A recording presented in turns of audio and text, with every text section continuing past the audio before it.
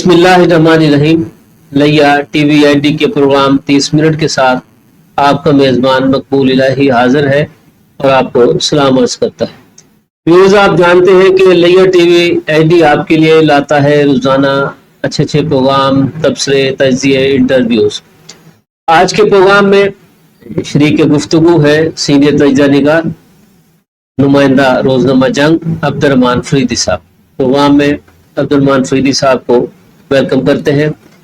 Views, آج کے programme میں اہم خبروں پر ساتھی تجزیہ نگار سے رائے جانیں گے اور لیا کے 2 لوکل ایشوز پہ بات ہوگی۔ ان میں سے ایک اساتذہ معلومات آج کل آپ کو پتہ ہے کہ بے چینی کا شکار ہے۔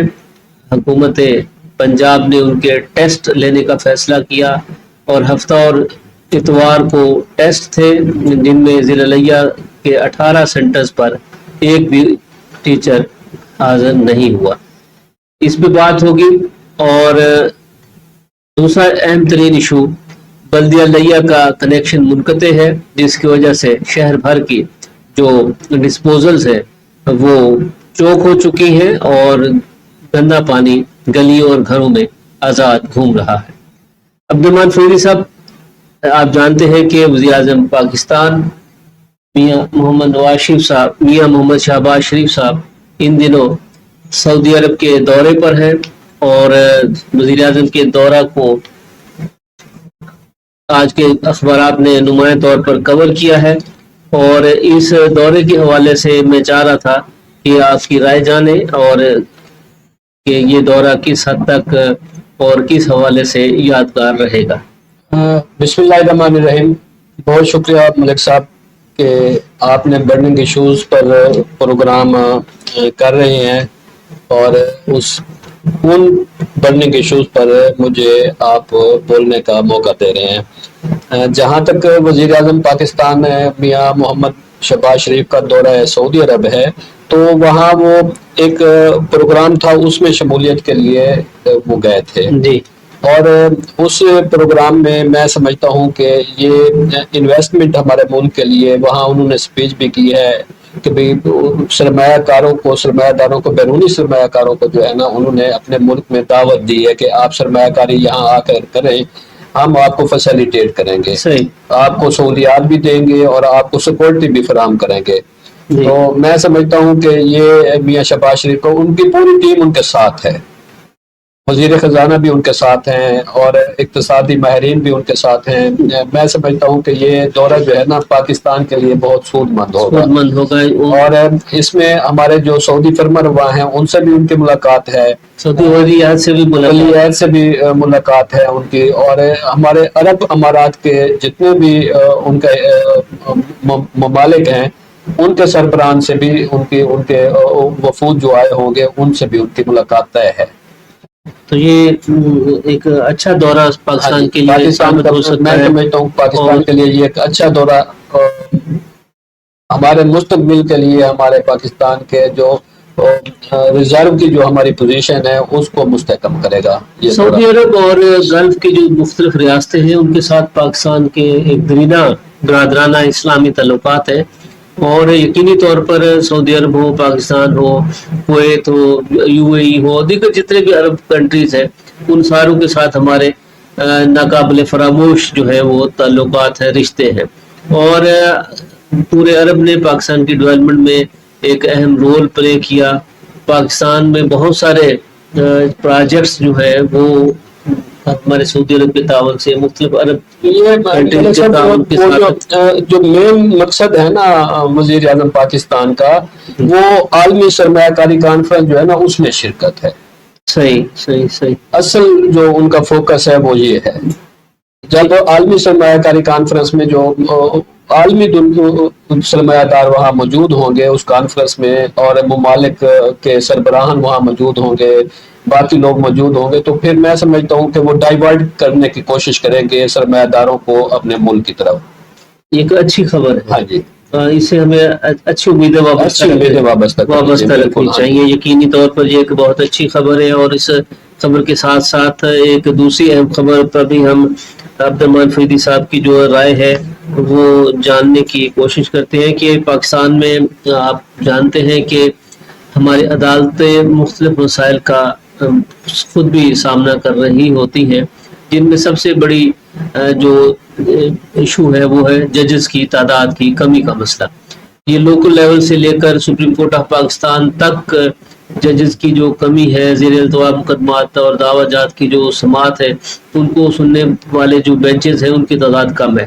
سپریم کورٹ آف پاکستان میں اس وقت ججز کی تعداد کو بڑھانے کا فیصلہ کیا گیا ہے اور یہ تعداد 23 ججز تک کرنے کا فیصلہ کیا گیا۔ اس میں اس حوالے سے روزنامہ جنگ نے ایک خبر دی ہے، عبدالرحمان فیدی صاحب سے جانتے ہیں کہ اس بارے میں روزنامہ جنگ کی کیا رپورٹ؟ اس میں ملک صاحب 26ویں آئینی ترمیم کے بعد میں سمجھتا ہوں کہ سپریم کورٹ آف پاکستان کی جو حیت ہے وہ تبدیل ہونے جا رہی ہے۔ اس میں جو آئینی کیسز ہیں ان کے لیے علیحدہ بینچز تشکیل دیے جائیں گے اور عام جو شہریوں کے لوگوں کے کیسز ہیں وہ علیحدہ بینچز تشکیل دیے جائیں گے۔ یہ صرف سپریم کورٹ میں نہیں ہے، جو آئینی مسودہ پیش کیا گیا ہے اور اسے پاس کیا گیا ہے قومی اسمبلی میں، یہ اوپر سے نیچے تک جو ہمارے ممبران قومی اسمبلی، وزیر اعظم پاکستان، وزیر قانون، انہوں نے جو اپنی پریس کانفرنسز کی ہیں اس میں انہوں نے بتایا ہے کہ یہ اوپر سے نیچے تک جو ہے نا یہ ڈائیورٹ ہوگا، یہ سارا طریقہ کار جو ہے۔ اور جب حیت تبدیل ہونے جا رہی ہے تو پھر لامحالہ جو ہے نا ججز کی تعداد جو پہلے سپریم کورٹ کی 17 ججز ہیں سپریم کورٹ آف پاکستان کے، تو ان کو بڑھا کر جو ہے نا 23 کرنے جا رہے ہیں، جو مسودہ تیار ہو چکا ہے، جس کو جو ہے نا ہمارے مختلف اخبارات نے شائع بھی کیا ہے۔ تو میں سمجھتا ہوں کہ یہ جو ہے اس کے لیے پھر ایک اور ترمیم کی بھی تیاری ہونے جا رہی ہے نا قومی اسمبلی، اس کی بھی اطلاعات ہیں 27ویں ترمیم۔ اس میں جو ہے وہ 27ویں ترمیم میں جو ہے وہ باقی جو اس کا اگر کوئی پرابلم، اگر لوپ ہول رہ گئے ہیں تو وہ اس کو اس میں انہوں نے وہ ٹھیک کرنا ہے اور انہیں منظور کرانا ہے قومی اسمبلی سے۔ میں سمجھتا ہوں کہ یہ جب ججز کی تعداد بڑھ جائے گی تو اس میں جہاں ہمارے ملک پاکستان کے عام شہریوں کو فائدہ ہوگا، وہاں حکومت پاکستان اور دیگر اداروں کو بھی فائدہ ہوگا، کیونکہ آئینی کیسز علیحدہ سماعت ہوں گے اور عام کیسز علیحدہ سماعت ہوں گے۔ یہ درست بات ہے کہ ہماری عدالتوں پہ جو مقدمات کا جو بوجھ ہے وہ بوجھ، اور اس کے بعد پھر قانونی مشکافیوں کا جو معاملہ ہوتا ہے، اس کی وجہ سے عام نوعیت کے مقدمات بھی ان کی سماعت اور ان کے فیصلہ جات کو ایک عرصہ لگ جاتا ہے۔ ججز کی تعداد بڑھنے سے عدالتوں پر جو بوجھ ہے مقدمات کا، وہ یقینی طور پر اس میں کمی آئے گی۔ بالکل کمی بھی آئے گی ملک صاحب۔ اس وقت جیسے ہی آئینی ترمیم جو ہے وہ پاس ہوئی ہے 26ویں آئینی ترمیم، تو ہمارے چیف جسٹس جو سپریم کورٹ آف پاکستان جو ہیں وہ بھی نئے تعینات ہو گئے ہیں، نئے بن گئے ہیں۔ تو میں سمجھتا ہوں کہ تمام انہوں نے جو اپنا پہلا جو فل کورٹ وہ کیا ہے، ریفرنس انہوں نے کیا ہے، تو میں سمجھتا ہوں کہ اس میں تمام ججز موجود تھے۔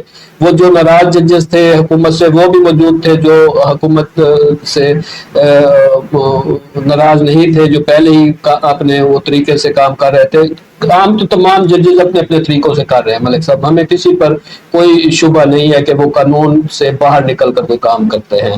میں سمجھتا ہوں قانون کے اندر رہتے ہوئے جو کام کر رہے ہیں وہ ہمارے عوام عبدالرحمان صاحب، مگر میں یہ سمجھتا ہوں کہ جس طرح ہماری پوری سوسائٹی مختلف ایسے رویے، ایسی چیزیں ہم دیکھنے کو مل رہی ہیں جس سے ہمیں یہ تاثر ملتا ہے کہ جیسے انتشار کا، جیسے ایک ایسا بے چینی اور مایوسی کی ایک لہر ہے جو پھیل رہی ہے، جس میں مسلسل وسعت آ رہی ہے۔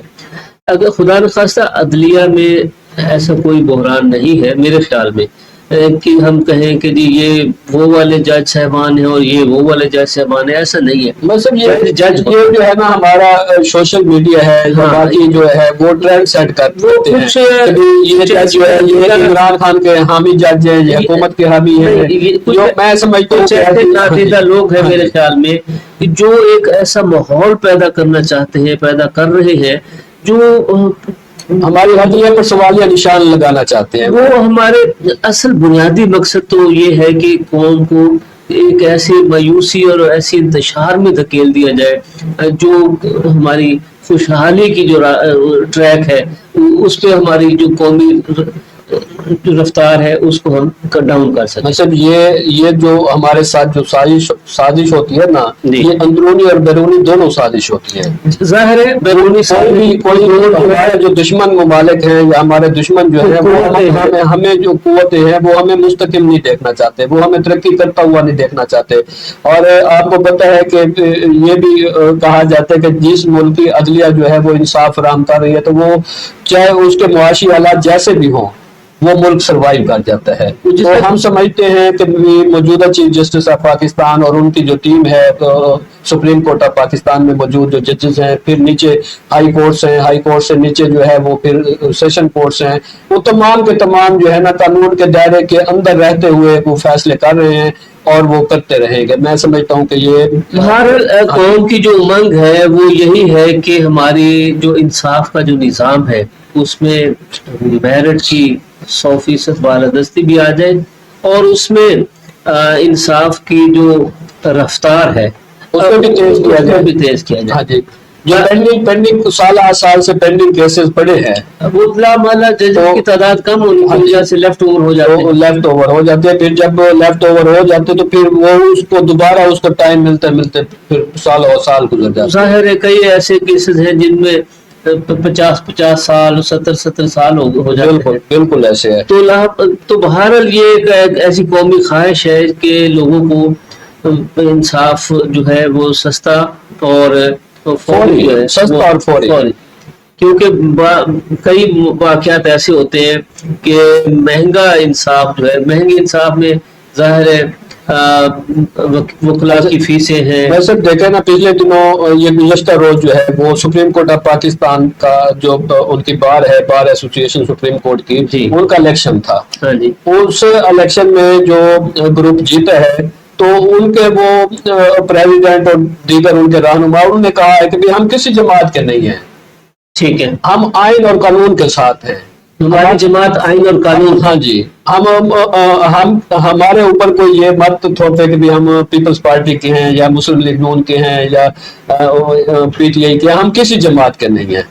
ہم آئین کے جو ہے نا رکھوالے ہیں اور آئین کی بات کرنے والی جو ایسوسیشن جو ہوتی ہے وہ سپریم کورٹ بار اور بینچ، جس طرح آپ یہاں ججز آتے ہیں آپ بھی تقاریر سنتے ہیں، ہم بھی سنتے ہیں، وہ بار اور بینچ کو جو ہے نا گاڑی کے 2 پہیے کہتے ہیں. تو بینچ بھی جو ہے وہ اسی طرح لوگوں کو فیسیلیٹیٹ کرے جس طرح بار بینچ کی طرح فیسیلیٹیٹ کرے. یہ بھی اپنے ہمارے بڑے بڑے بھاری فیسیں لینے والے وکلا ہیں، وہ بھی نظر ثانی کریں، لوگوں پر رحم کریں. بہرحال یہ صورتحال اپنی جگہ پہ، مگر وکلا کا جو کردار ہے جس طرح آپ نے فرمایا کہ نومنتخب جو باڈی ہے اس نے کہا کہ ہمارا کسی جماعت سے کوئی تعلق نہیں، ہم آئین اور قانون کے رکھوالے ہیں، اس کی حفاظت کا ہم فریضہ سر انجام دیں گے. اس میں کوئی شک نہیں ہے کہ پاکستان کے قیام کی جو جدوجہد اور تحریک پاکستان چلائی گئی وہ ایک وکیل محمد علی جناح رحمۃ اللہ علیہ نے چلائی اور ان کی قیادت میں پاکستان وجود میں آیا. اور پاکستان کے گزشتہ جو 76 برس گزرے ہیں، اس سارے عرصے کے دوران جو مسائل، مشکلات، آئین شکنی اور آئین کے حوالے سے اور آئین کے دوسرے جو معاملات ہیں اس پہ ہمارے وکلاء نے ایک بڑا بھرپور کردار ادا کیا. ملک صاحب، ہماری جتنی بھی یہ سپریم کورٹ بار ایسوسیشن ہے، پاکستان بار کونسل ہے، پنجاب بار کونسل ہے، ہائی کورٹ بار ایسوسیشن ہیں، ڈسٹرکٹ بار، یہ تمام کے تمام جو ہے نا یہ بار اور بینچ جو ہے نا یہ ایک طے کر لیں کہ ہم نے تقسیم نہیں کرنا قوم کو. یہ کوئی اپنے اوپر ٹھپا مت لگوائے کہ جو ہے نا وہ یہ فلاں جماعت کی نمائندگی یہاں عدالت میں ہو رہی ہے یا فلاں جماعت. اگر مجھے آپ اجازت دیں تو میں آپ کے اس نقطے سے اختلاف کرنے کی جسارت کرنا چاہتا ہوں کہ یہ ایک تاثر ہے جو ہماری عدلیہ کو، اس کی رفتار کو، اس کے کام کو سلو کرنے کے لیے پھیلایا جاتا ہے. یہ جو ٹھپے والی بات ہے یہ میں اس سے اتفاق نہیں کرتا اور میں سمجھتا ہوں کہ یہ ٹھپا جو ہے چشمہ کرنے کی کوشش کی جاتی ہے. میں بھی یہی کہہ رہا ہوں کہ بار اور بینچ کو اب فیصلہ کر لینا چاہیے کہ یہ اپنے اوپر جو بھی ان کے اوپر ایسے کوئی وہ کرتا ہے تو انہیں اس کے لیے قانون بنایا جا رہا ہے، قانون بن چکا ہے کہ جو اداروں کے خلاف بے بنیاد بات کرے گا، پروپیگنڈا کرے گا، الزام تراشی کرے گا، مہم چلائے گا، تو ان کے خلاف قانون حرکت میں آئے گا. بالکل، اور اسے قانون حرکت میں آنا بھی چاہیے کہ یہ پاکستان اگر اس کو کوئی میلی آنکھ سے دیکھتا ہے تو وہ پاکستان کا خیر خواہ نہیں ہے. بالکل، پاکستان کے وقار، اس کی سالمیت، اس کی عزت عظمت جو ہے وہ ہم سب پر مقدم. بالکل ایسے ہے. تو لہٰذا اس کے استحکام اور اس کی خوشحالی اور اس کے ہم سب کو مل مل کر کام کرنا ہے. اور ہر اس عام شہری سے لے کر BVI جو پرسن ہے نا ان تک کو جی مل جل کر اس ملک کو آگے چلانا ہے، گاڑی کو آگے چلانا ہے. یقینی طور پر یہ وطن ہم سب کا ہے اور اس کے سارے جو تقاضے ہیں ہم سب نے ہی ادا کرنے ہیں. یقینی طور پر اس میں عدلیہ کا رول، وکلا صاحبان کا رول سب سے کلیدی اہم رول ہے. اور اس کے ساتھ ساتھ ہمارے جو سیاستدان ہیں، ہمارے شہری ہیں، اسٹیک ہولڈر جتنے بھی ہیں، سول بیوروکریسی، ان سب کا تمام کا کردار ہے. مطلب سب عام شہری سے لے کر ڈپارٹمنٹ کلاس تک تمام کا کردار ہے، سب کا کردار. اور تمام جب یکجا ہو کر صرف ایک ہی نقطے پر سوچیں گے کہ ہم نے اپنے ملک کی گاڑی کو آگے کیسے لے کے جانا ہے اور صاف ستھرے طریقے سے کیسے لے کر جانا ہے، یہ جب اس نقطے پر یہ سارے اکٹھے ہو جائیں گے، میں سمجھتا ہوں پھر ہمیں نہ کسی IMF کی ضرورت ہے، نہ پھر ورلڈ بینک کی ضرورت ہے، نہ پھر کسی اور طاقت کی ضرورت ہے. پھر ہم اپنی کشتی کو جو ہے نا خود کنارے لگانے والے بات، ہم اپنی مدد آپ کے تحت خود ہی ناقابل تسخیر بن. بالکل، ہمارے پاس معدنیات سے زرخیز ملک ہے، ہمارے جتنے وسائل ہمارے پاس ہیں کسی کے پاس نہیں ہے. اور تمام موسم جو ہے یہاں ہیں، تمام فصلات جتنے بھی ہیں وہ تمام پانی ہے، ہمارے پاس پہاڑ ہیں، ریگستان ہے، برف ہے، ہر چیز. مطلب ہمارا جو ہے نا یہ ایک ایسا خطہ ہے جو دنیا میں جو ہے نا ایک کسی اور کے پاس ہو. اسی لیے بعض جو شخصیات ہیں اسے تحفہ خداوندی کہتے ہیں. تو پھر ہمارے اس خطے کو جو ہے نا وہ پھر بند کرنے کے لیے، گندا کرنے کے لیے پھر جو ہے نا ہمارے دشمن جو ہیں وہ پھر سرگرم ہوتے ہیں. اور پھر ہمارے دشمنوں کے اعلیٰ کار جو بننے والے ہیں وہ ہمارے اندرون ملک کے لوگ ہوتے ہیں. آپ نے بڑی اہم بات کی طرف نشاندہی کی، دشمن اور ان کے اعلیٰ کار. اور آج کے اخبارات میں اسی قسم کی ایک افسوسناک سٹوری بھی، بلکہ دو اہم ترین خبریں موجود ہیں. عبدالرحمان فیدی صاحب، آپ سے گزارش ہے کہ پنجگور میں ایک واقعہ ہوا، بڑا ہی افسوسناک واقعہ، اور یہ پہلا واقعہ نہیں ہے. پنجگور میں چند دن پہلے بھی ایک بڑا واقعہ ہو چکا جس میں 20-22 جو مزدور ہیں ان پہ حملہ کیا گیا، انہیں موت کی نیند سلا دیا گیا. اور اس کے بعد آپ کو یاد ہوگا کہ 25 اور 26 اگست کی جو درمیانی رات ہے، وہاں جو ہمارے پنجاب سے مسافر گئے ہوئے تھے بزنس کرنے کے لیے، ان کو گاڑیوں سے اتار کر نامعلوم افراد نے گولیوں کا نشانہ بنا دیا. تو یہ پنجگور میں جو حالیہ واقعہ ہوا ہے، اور اس کے ساتھ ساتھ ایک اور خبر بھی آپ کے نوٹس میں ہے کہ KPK میں پولیو ٹیم پر بھی حملہ ہوا ہے. یہ دو خبریں دوستوں کے ویورز کے ساتھ شیئر. یہ میں سمجھتا ہوں کہ یہ ہمارے جو چند جو ہے نا وہ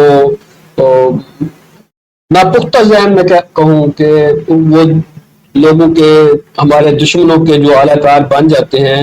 تو یہ دیکھیں نا، مطلب پنجگور کا جو واقعہ آپ فرما رہے ہیں کہ جہاں 5 افراد جو ڈیم پر مامور تھے اس کی تعمیر اور اس کے لیے عام مزدور تھے. یہ دیکھیں نا کہ اس کی کیا دشمنی ہو سکتی ہے، اس کی کیا دشمنی ہو سکتی ہے. اچھا یہ دیکھیں نا گھر والوں کے لیے بلوچستان میں یا کہیں بھی کوئی ترقیاتی کوئی پروجیکٹ چل رہا ہے تو وہ اس علاقے کو فائدہ، جہاں اس ملک کو فائدہ ہوتا ہے وہاں اس علاقے کو فائدہ ہوتا ہے. ظاہر ہے یہ مقامی مزدور تھے، اپنا روزگار مقامی بھی تھے اور باہر کے بھی تھے، باہر کے بھی تھے. چند دن پہلے بھی آپ کو یاد ہے کہ پنجاب کے مزدوروں پر جو سوئے ہوئے لوگ تھے ان پر حملہ کر دیا گیا. پھر ریڈ باڈیز پھر آئی. پھر ایک اور واقعہ بھی ہوا تھا کہ جو ڈرائیور جا رہے تھے اپنے 4 اس میں شہید ہو گئے تھے. ہاں۔ تو میں سمجھتا ہوں کہ یہ ہمارے جو ناعقبت اندیش جو نوجوان ہیں یا بڑے ہیں یا چھوٹے ہیں جو بھی ہیں جو اس دہشت گردی کے واقعات میں ملوث ہیں، اعلی کار بنے ہوئے ہیں، وہ ہمارے دشمنوں کے اعلی کار بنے ہوئے ہیں، وہ ان دشمنوں کے اعلی کار بنے ہوئے ہیں جو ہمارے ملک کو ترقی کرتے ہوئے نہیں دیکھنا چاہتا۔ جی ہمارے کئی دشمن ہیں اور ہماری، اور یہ جو اعلی کار بن جاتے ہیں نا، یہ اپنی ناسمجھی میں بن جاتے ہیں۔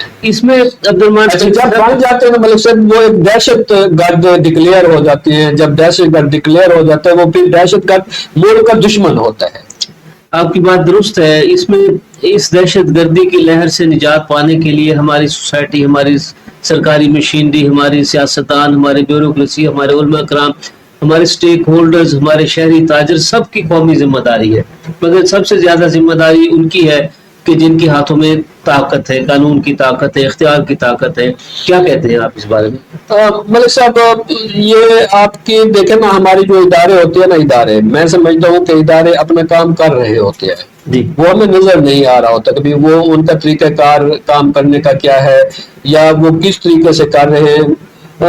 کوئی بھی ادارہ جو ہے نا، وہ ملک کی خیر خواہی کے لیے ہے ملک صاحب۔ جی، اچھا، پھر جو ادارے خیر خواہ ہے تو پھر وہاں علاقے کے جو بڑے سردار ہوتے ہیں نا، جن علاقوں میں دہشت گردی کے یہ واقعات ہو رہے ہیں، تو ہم انہیں ملک دشمن نہیں کہتے، وہ بھی ہمارے ملک کے خیر خواہ ہیں۔ جی، لیکن یہ چند لوگ جو ہوتے ہیں نا، چند لوگ، یہ پھر اعلی کار، یہ چند لوگوں کو قانون کے کٹہرے میں لانا ہی اصل ذمہ داری ہے اداروں کی، اصل ذمہ داری ہے۔ تو جس میں ملک صاحب، اس کے لیے میں آپ کی بات معافی چاہتا ہوں۔ آپ کو یاد ہے کہ پرسوں جو ہے کے پی کے میں ایک واقعہ ہوا، اس واقعے میں ہمارے فوج کے کئی درجن بھر جو نوجوان ہیں وہ شہید ہو گئے۔ تو یہ واقعات جو ہے ایک مسلسل جو ہے چل رہا ہے۔ لیکن یہ دیکھیں نا، جو ہمارے اندرون ملک میں یا بیرون ملک سے جو دہشت گرد آتے ہیں، تو ان کو یہاں پہ فیسلٹیٹ تو کر رہا ہے نا۔ لازمی بات ہے کہ ان کو وہاں کوئی سہولت کاری ہوتی ہے، سہولت کاری تو ہو رہی ہے نا۔ جب سہولت کاری ہو رہی ہے تو وہ سہولت کار جو ہیں وہ ملک کے خیر خواہ نہیں ہے، وہ خیر خواہی کا پوسٹ کرتے ہیں۔ جس طرح کی پولیو ٹیم پہ جو حملہ، پولیو ٹیم جو ہے لوگوں، آپ کے بچوں کو مجبور ہونے سے بچانے والے وہ ایک مہم ہے۔ سادہ لوگ، معصوم جو لوگ ہیں، وہ گھر گھر جا کر پولیو کے قطرے پلا رہے ہیں۔ وہ کون ہے ملک صاحب؟ کوئی بڑے لوگ ہیں؟ عام لوگ ہیں، عام لوگ پیدل چل رہے ہیں، سردی گرمی بارش آندھی طوفان میں وہ کر رہے ہیں، اور بجائے ان کو کیا خراج تحسین پیش کرے، ان کا شکریہ ادا کرے کہ یہ دیکھیں نا، پولیو اگر کسی بھی گھر میں ایک بچہ پولیو زدہ ہو جائے، یہ تو اس گھر کو پتا ہے نا، اس گھر کو پتا ہے نا کہ یہ بچہ ساری زندگی کے لیے معذور ہو گیا، اور اس کے والدین اس کی مزدوری کو اٹھا پھر رہے ہیں۔ وہ بوڑھے والدین جنہیں بچوں کی جوانی کے آسرے اور سہارے کی ضرورت ہے، وہ بڑھاپے میں بھی تو کرنے، وہ بچہ تو نہیں رہنا نا جی، اس نے بڑا تو ہونا ہے، وہ جوان بھی ہونا ہے، بے شک وہ معذور ہے لیکن اسے جوان تو ہونا ہے نا۔ تو پھر اس مزدور، جوان مزدور کو بھی تو وہی بوڑھے ماں باپ اٹھا کے پھر رہے ہیں، اور بڑی تو اذیت میں ہوتے ہیں۔ اور یہ پولیو مہم جو ہے، یہ تو دعا کرے اقوام متحدہ کو کہ بھی وہ اپنے جو ہے نا پولیو کے جو ہے نا ہمیں یہ وہ دے رہی ہے کہ بھی یہ ملک جو ہے نا پولیو فری ہو جائے۔ تو جب ملک پولیو فری ہو جائے گا، جس طرح آپ کو یاد ہوگا کہ پہلے چیچک ہوا کرتا تھا، خسرہ ہوا کرتا تھا، ایسی بیماریاں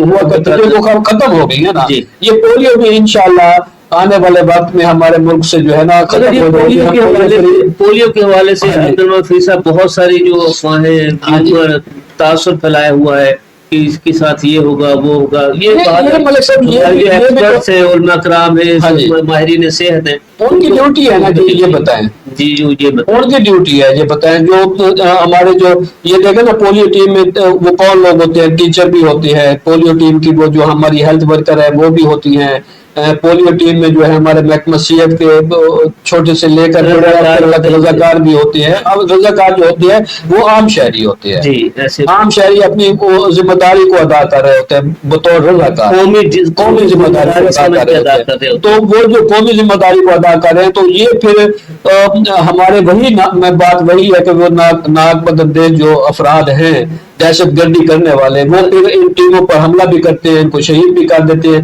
اب یہ دیکھیں نا وہ جو KPK میں ہوا، اسی طرح وہ شہید ہو گئے. تو پچھلی دفعہ بھی ایک واقعہ اس میں بھی شہید ہو گیا. سارے واقعات دل کو تکلیف دینے والے واقعات ہیں. یہ دیکھیں نا یہ ہمارے اور لیا ٹی وی آئی ڈی تمام شہداء تمام متوفیان کے غم کے میں برابر کے شریک ہے ہم، اور کرتے ہیں ان کے لوائقین سے. اللہ تعالیٰ ہمارے شہداء کو جو ہے نا عالم، کیونکہ شہداء تو ویسے زندہ نہیں ہے، فرمان ہے تو وہ زندہ ہے تو ان کے جو ہے نا مقام جو ہے وہ اللہ پسماندگان ہے ان کو صدر جمیل عطا فرمائے. صدر جمیل کے لیے دعا گو ہے اللہ تبارک و تعالیٰ ایسے واقعات سے ہمیں نجات عطا فرمائے جو تکلیف دینے والے ہیں، جو خون کے آنسو رلانے والے. بالکل ہاں جی. عبدالرحمان فریدی صاحب بلدیہ لیا 3.5 کروڑ روپے بجلی کا نادہندہ، ایک دن میں تو نہیں ہوا ہو. ویسے 3.5 کروڑ روپے ہمارا بلدیہ لیا جو ہے نا جی میونسپل ادارے ہے. اب ضلع کونسل بھی تو میونسپل ادارہ ہے نا جی، اور میونسپل کمیٹی بھی جو ہے وہ میونسپل ادارہ ہے جی. ضلع کونسل میں فنڈ کی فراوانی ہے، میونسپل کمیٹی جو ہے وہ نادہندگی میں چلے گئے. حکومتوں نے سسٹم یہ سسٹم کا وہ لوپ ہول ہے ملک صاحب. آج اس میں سسٹم کو کیوں نہیں ٹھیک کرنے دیتے ہمارے سیاستدان کہ بھی اختیارات ہمارے پاس ہیں. اختیارات بے شک سیاستدانوں کے پاس رہے، مگر ہمارے جو بلدیاتی ادارے ہیں ان کو تو تر و تازہ توانا کریں تاکہ وہ لوگوں کو میونسپل سروسز دے سکے. آج بجلی کٹ گئی ہے بلدیہ لیا کی، اور کٹی ہوئی بجلی کی وجہ سے پورے شہر کا جو ڈسپوزل ورک ہے وہ بند ہے. پورے شہر میں جو گلیاں جو ہیں وہ بالکل سب سے جو بری حالت ہے وہ ہاؤسنگ کالونی لیا کی ہے. میں صاحب صرف وہاں کی بری حالت نہیں ہے، پورے شہر کی بری حالت ہے. صرف آپ یہ مت سمجھیں محلہ منظور آباد ہے، محلہ قادر آباد ہے، ہاؤسنگ کالونی ہے، یہ آپ کے ہمارے محلہ جات جو ہیں یہ آپ ان کی صورتحال دیکھیں. جب ڈسپوزل بند ہوں گے تو پھر گندا پانی گلی گلی میں ہوگا، سڑک سڑک پر ہوگا. اور ادھر ہمارے جو ہے وہ ڈسپوزل بند ہیں، ادھر ہماری ڈپٹی کمشنر امیرہ بدار صاحبہ وہ کر رہی تھی، اجلاس کر رہی تھی ستھرا پنجاب کا. ستھرے پنجاب کی آپ مجھے سمجھا دیں کیا ہے ستھرا پنجاب؟ ہم تو ستھرا لیا کی بات کر رہے ہیں. نہیں وہ ستھرا ہم اپنے جب ستھرا پنجاب 3.5 کروڑ روپے کا جو ڈیفالٹ ہے صرف ایک مت میں بلدیہ لیا کا، تو 17 لاکھ انہوں نے جمع کروا دیے ہیں ملک صاحب. جی بقایا پتہ نہیں کب جمع کروائیں گے. اب وابڈا نے وہ سارے کنیکشن بند کر دیے ہیں، وابڈا نے وہ سارے کنیکشن بند کر دیے ہیں اور ڈیفالٹ ہے ہمارا میونسپل کمیٹی، اور اس کی قیمت جو ہے وہ شہری ادا مجبور ہے. مطلب شہری طور پر ٹیکس دے رہے ہیں، شہری مجبور ہے، وہ ٹیکس دے رہے بھی ان کو سزا مل رہی ہے، وہ ٹیکس نہیں دے رہے بھی ان کو سزا مل رہی ہے. صرف یہ بلدیہ لیا تو ہمارا جو ہے نا وہ کرپشن کا کارڈ ہے دوسرے لفظوں میں. اور سیور سکیمیں جو ہیں یہ سب سے بڑی کرپشن کا ذریعہ ہے. اور یہ تمام سکیمیں، صرف یہ سیور سکیم نہیں ہے. کیا بلدیہ لیا کے شہر کے اندر جو پراپرٹی ہے جی مطلب اگر اسے ہی یہ کرائے پر پراپر کرائے پر دے دے. اب یہ دیکھیں نا میونسپل کمیٹی کی کتنی دکانیں ہیں جنرل بس اسٹینڈ پر، بہت ساری دکانیں ہیں نا. جنرل بس اسٹینڈ پر ایک دکان کا پرائیویٹ دکان کا کرایہ آپ دیکھیں کتنا ہے، اور میونسپل کمیٹی لے رہی ہے 200 روپے. اس میں ہمارے جو شہری ہیں ان کی بھی ذمہ داری ہے کہ وہ بہرحال ان کے سامنے جو پرائیویٹ دکان ہے ان کا کرایہ ہزاروں روپے میں ہے، اور جو سرکار کا کرایہ ہے وہ 200-500 روپے میں ہے، چند ہزار میں ہے، مشکل ہے وہ بھی ہائی کورٹ میں شاید کیس زیر سماعت ہے۔ بس اب وہ خود راستہ دیتے ہیں، خود بتاتے ہیں کہ ہم یہ کر رہے ہیں، آپ ایسے کر دیں پھر یہ رک جائے گا۔ جب نیلامی ہونے جاتی ہے وہ خود انہی لوگوں کو بھیج دیتے ہیں، بلدیاتی ادارے میں رہنے والے لوگ ہی ان کو شہ دیتے ہیں۔ اگر بلدیہ لیا اپنی پراپرٹی کا تحفظ کرنا چاہتی ہے تو کیا وہ اپنا وکیل وہاں نہیں رکھ سکتی؟ یا جو سرکاری وکیل ہوتا ہے اسے اگر یہ ڈاکومنٹ مہیا کریں، میں سمجھتا ہوں یہ ان کو اسسٹنٹ ایڈوکیٹ جنرل کو جا کے، یا ایڈوکیٹ جنرل کو جو جہاں ایڈیشنل ایڈوکیٹ جنرل اس کا آفس جو ہے وہاں جا کے یہ پراپر اسے پرسو بھی نہیں کرتے اپنے کیس کو۔ عبدالرحمن فیضی صاحب، سرکار کے جو ایشوز کی جو وکالت ہے، اگر وہ وکالت اب اس پہ پھر کوئی جملہ کوئی ایسا نہ ادا ہو جائے جس سے ہمارے جو ساتھی ہیں وہ ناراض ہوں، اگر یہ ذمہ داری چلے وکالت کی بجائے اگر یہ ذمہ داری بطریق آسن پوری ہو رہی ہوتی تو آج لیا کے ہاؤسنگ ڈپارٹمنٹ، لیا کا فارسٹ، لیا کے مختلف ادارے، اوقاف ہے، بلدیہ ہے، مختلف اداروں کی جو سرکاری زمینیں ہیں جو لیا کی آنے والی نسلوں کی زمینیں تھیں وہ آج ان کے قبضے میں ہوتی، آج وہ لینڈ مافیا کے قبضے میں نہ ہوتی۔ ویسے بھی یہاں ایک اور تازہ ترین خبر ہے جی، وہ ڈی پی او لیا کا تبادلہ ہے۔ ڈی پی او لیا اسد الرحمان کا تبادلہ کر دیا گیا اور یہاں جو ہے علی وسیم گجر ڈی پی او لیا تعینات ہو گئے۔ ڈی پی او لیا کے تبادلے کی بازگشت تو کافی عرصے سے آ رہی تھی، تو اگر آج تبادلہ ہو گیا ہے تو بہرحال یہ ایک سروس کا حصہ ہے، سروس کا حصہ ہے، بالکل انہوں نے خدمات دی ہیں، یہاں اچھی خدمات دی ہیں، اور ہم آنے والے ڈی پی او سے بھی توقع کرتے ہیں کہ لیا میں جو ہے ہماری جو اس کی صورتحال ہے جرائم کی، اسے کنٹرول کریں گے، یہاں امن و امان کو بحال کریں گے، یہاں قتل و غارت گری جو آج سلسلہ شروع ہوا ہے اسے بھی جو ہے نا وہ کوشش کریں گے کہ وہ بہتر کریں گے اپنے اس سے۔ جی عبدالرحمن فیضی صاحب، آج کے پروگرام کا وقت ختم ہوا، آپ کا بہت شکریہ، ویورز آپ کا بھی بہت شکریہ، یہ پروگرام آپ تک پہنچا رہے تھے بلاول سلیم صاحب۔ پروگرام کے اختتام پر حسب معمول اس خواہش اور اس دعا کے ساتھ کہ آپ جہاں بھی ہوں اپنے حصے کی شمع روشن رکھیے، اپنے میزبان مقبول الہی کو اجازت دیجیے، اللہ نگہبان۔